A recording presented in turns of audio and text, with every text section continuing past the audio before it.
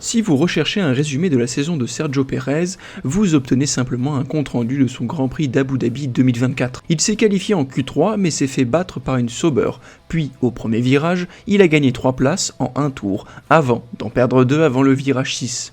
Ensuite, la Sauber qu'il avait battue en Q3 l'a fait tourner sur lui-même, mettant fin à sa course. Ce fut une piètre performance du pilote mexicain, aggravée par une très mauvaise chance, un résumé parfait de sa saison. Et pour couronner le tout, son coéquipier a fait un virage à 360 degrés et est resté immobile dans les stands pendant 10 secondes, et a quand même réussi à remonter pour finir 6ème. Pour la première fois, Pérez a enfin admis que cela pourrait marquer la fin de son temps chez Red Bull, et aujourd'hui, je vais examiner cela. Avant de continuer la vidéo, n'hésitez pas à vous abonner, à mettre un petit commentaire, et surtout à me dire si vous avez apprécié cette petite saison 2024. En tout cas, ça y est, McLaren est couronné champion constructeur.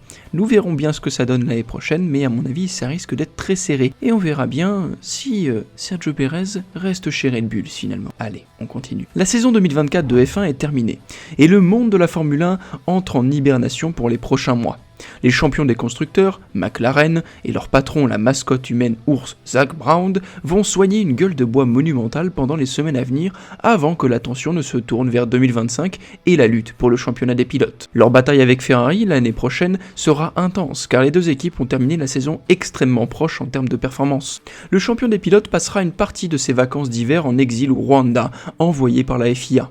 Oui, vous avez bien entendu, la FIA envoie Max Verstappen au Rwanda. Il aidera à un programme de développement local comme pénalité pour avoir juré lors d'une conférence de presse à Singapour. La FIA l'a condamné à effectuer un travail d'intérêt général après avoir été pénalisé par les commissaires pour ses propos en septembre. Verstappen se rendra dans la capitale rwandaise, Kigali, pour la cérémonie de remise des prix de la FIA la semaine prochaine, où il effectuera ce travail. Une déclaration de la FIA précise, pendant son séjour à Kigali, il participera à des activités avec des jeunes compétiteurs dans la carte du programme du développement de base organisé par le Rwanda Automobile Club. Cela impliquera un véhicule de cross accessible construit localement à partir de plans fournis par la FIA. Il y a beaucoup de discussions sur la possibilité que Kigali accueille un jour un Grand Prix de F1. Lewis Hamilton ayant déclaré qu'il soutiendrait toute candidature dans la ville. Une réunion entre des responsables rwandais et le PDG de la F1, Stefano Domenicali, est prévenue pour fin décembre, après les cérémonies des prix. Domenicali a déclaré que les représentations du Rwanda étaient sérieuses. Avec le Grand Prix des Pays-Bas qui devrait quitter le calendrier F1 après l'édition 2026, peut-être qu'un Grand Prix du Rwanda pourrait le remplacer. Un voyage au Rwanda pour Max Verstappen est loin d'être la pire chose qui se passe actuellement chez Red Bull. Sergio Pérez pose problème à l'équipe. Les gens creusent pour trouver des statistiques qui illustrent à quel point le pilote mexicain a mal performé cette saison, surtout en comparaison avec son coéquipier. Pérez semblait bien parti pour une saison correcte, après avoir marqué 85 points lors des 5 premières courses, mais il n'a ensuite marqué que 67 sur les 19 courses restantes, un résultat qui a coûté à Red Bull le championnat des constructeurs et des dizaines de millions de dollars en prix. Lors des 8 dernières courses, alors que Red Bull avait encore une chance de résister à McLaren et Ferrari, Pérez s'est effondré avec une moyenne de seulement 0,87 points par course. Ma statistique préférée est que Pérez a établi un nouveau record chez Red Bull pour le plus grand nombre de courses sans podium en une saison.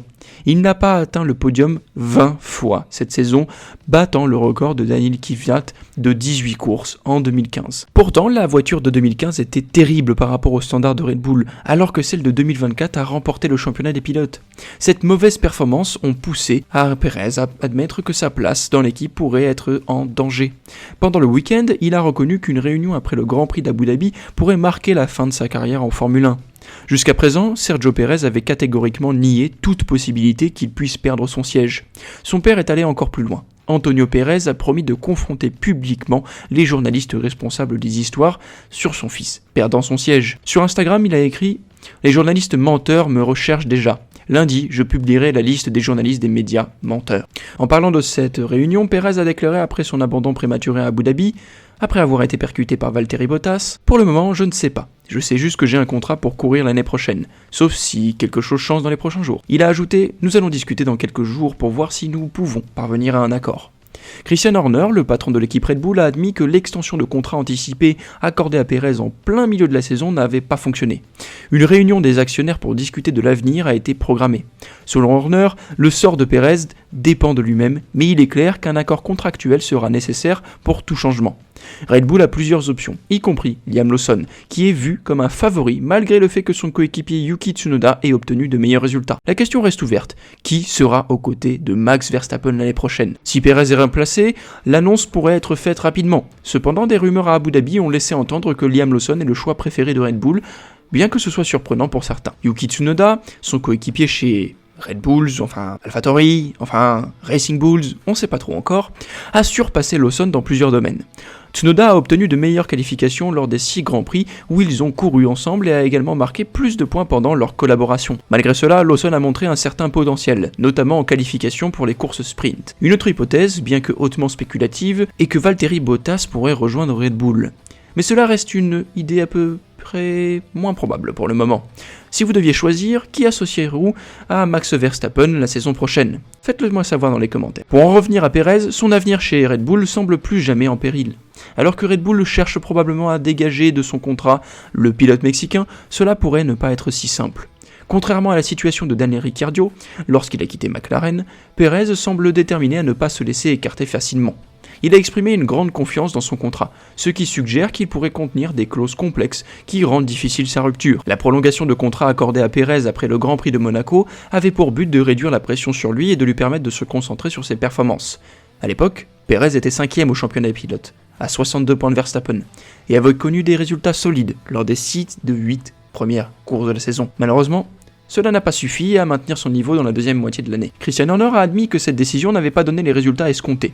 Si Red Bull décide de se séparer de Perez, il est probable qu'un arrangement financier sera nécessaire, mais la complexité du contrat pourrait rendre ce processus long et difficile. Perez de son côté semble prêt à se battre pour son siège, à moins qu'un accord mutuel ne soit trouvé. Pour l'instant, la situation reste incertaine.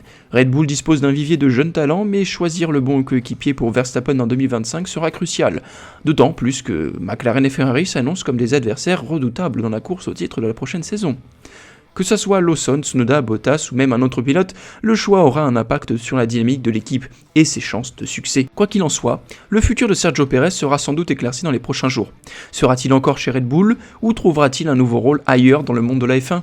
L'histoire est loin d'être terminée. N'hésitez pas à vous abonner, à mettre un petit like, surtout un petit commentaire. Moi, ça m'amuse de lire tous vos commentaires, ça me permet de m'améliorer et j'espère que mon travail vous plaît toujours autant.